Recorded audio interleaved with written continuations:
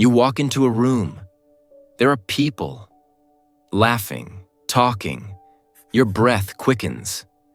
You don't know where to look, where to stand, what to do with your hands. You're physically present, but mentally surrounded by 1,000 thoughts. Do I look weird? They're definitely judging me right now. Please, don't talk to me. You pull out your phone like a shield. Pretend to be busy. But what you really want is to disappear, so no one can see how much you're shaking inside. You don't want to be the center of attention. But even more, you don't want to be invisible. You just want to exist, without fear. But you don't know how. Social anxiety isn't just shyness. It's not being an introvert. It's not, I don't like people. It's fear. Fear that comes alive the moment you're expected to be seen. It's an anxiety disorder where even simple social situations feel like a threat. You're not afraid of people. You're afraid of their judgment, of their looks, their laughter, their silence. You're afraid you'll say the wrong thing, that you'll look stupid, that they'll think less of you. It sounds like, don't ask that. It's a dumb question. You're acting weird again. They're probably talking about you. Just stay quiet. You rehearse hello in your head 10 times before saying it.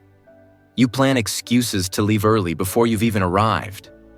Sometimes you cancel last minute and say you're not feeling well. But the truth is, you're terrified to speak, to be seen, to exist in the room. And no, you're not weak. Your brain is just trying to protect you, to keep you safe, even when there's no real danger. Social anxiety is survival mode, every single day.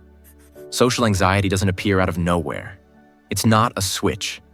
It's a slow build, made of moments. Maybe it started in childhood. You said something, and they laughed. You stood in front of the class and froze while the teacher smirked. You shared your thoughts and were told, don't embarrass yourself. Maybe you grew up in a home where silence was survival, where showing emotions was too much, where asking questions meant talking back. So you learned to shrink, to stay quiet, to become easy. Or maybe it was bullying. You tried being yourself, and they rejected it.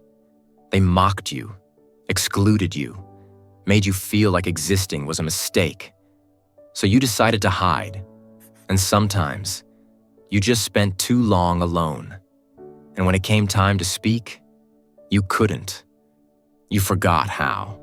You forgot what it felt like to be seen without fear. Social anxiety isn't your fault. It's not your identity. It's your response to pain. You weren't born afraid. You were taught to be. Social anxiety doesn't always look like a panic attack. Sometimes it looks quiet. You see the phone ringing, and you let it ring. You type a message, delete it, retype it, delete again, and eventually say nothing. You want to ask a question, but you stop yourself. You're afraid it'll sound dumb, that people will stare, that you'll regret speaking at all. You rehearse conversations in your head, over and over. You plan where you'll stand, what you'll say, how you'll smile. But when the moment comes, you freeze, you nod, you walk away. Someone invites you out. You say, maybe.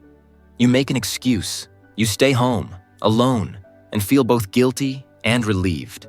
You want to connect, to be close, to be seen. But you're scared.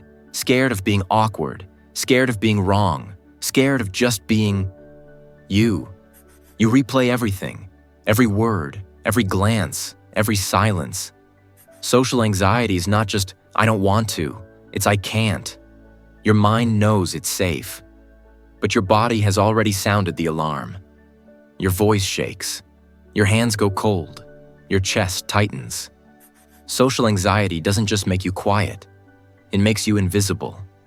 It takes away your ability to simply be with others. You stop reaching out to friends. Then you stop replying. Eventually, you convince yourself that loneliness is your choice. You avoid jobs that require speaking. You skip interviews because of one sentence. Tell us about yourself. You don't ask for help, not because you don't need it, but because you're afraid of bothering anyone. You decline invitations. You avoid video calls, open doors, unexpected hellos. And your world starts to shrink. Safe, but empty. Social anxiety builds silence. On the outside, you're just quiet. On the inside, there's a scream. Constant, but unheard. You start believing there's something wrong with you, that you're not built for connection, that you're weird, awkward, too much, or never enough. And the longer you live like this, the harder it is to believe otherwise. Because fear is convincing. It whispers, if you stay quiet, no one can hurt you. If no one sees you, no one can leave you. And you listen, not because it's true, but because the pain of being rejected. You already know. Silence? At least it doesn't surprise you. Social anxiety is not who you are. It's not your personality. It's not your identity. It's your reaction to pain, to rejection, to being misunderstood. You weren't born afraid. You became afraid. Because someone didn't listen when you spoke. Because you opened up and got hurt. Because you trusted and were ignored. So now you hide. But hiding doesn't mean you're weak. It means you're human. It means you've been hurt, but you still want connection. You still care. And that's the most human thing of all. You don't have to be confident overnight. You don't have to push yourself into panic. You can start small. One hello, one nod, one step. It will feel scary. Some people won't understand, but others will. There are people who know exactly what this feels like. People who also freeze before answering the phone, who write and delete texts, who laugh at the wrong moment because they're afraid of silence. You are not broken. You are not weird.